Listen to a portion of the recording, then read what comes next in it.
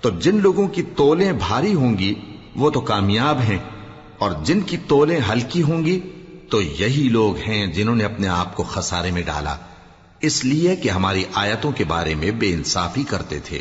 اور ہم ہی نے زمین میں تمہارا ٹھکانہ بنایا اور اس میں تمہارے لیے اسباب معیشت پیدا کیے، مگر تم کم ہی شکر کرتے ہو۔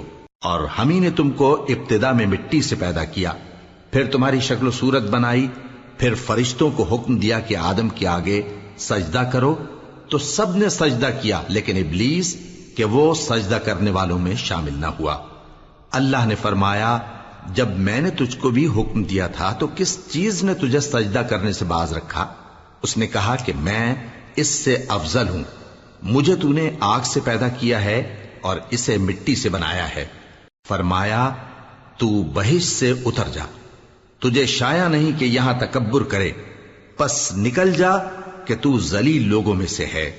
اس نے کہا کہ مجھے اس دن تک مہلت عطا فرما جس دن لوگ قبروں سے اٹھائے جائیں گے۔ فرمایا، اچھا، تجھ کو مہلت دی جاتی ہے۔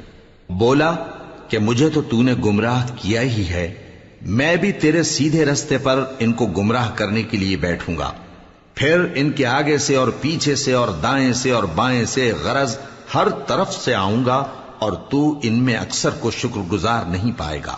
اللہ نے فرمایا، نکل جا یہاں سے پاجی مردود، جو لوگ ان میں سے تیری پیروی کریں گے میں ان کو اور تجھ کو جہنم میں ڈال کر تم سب سے جہنم کو بھر دوں گا۔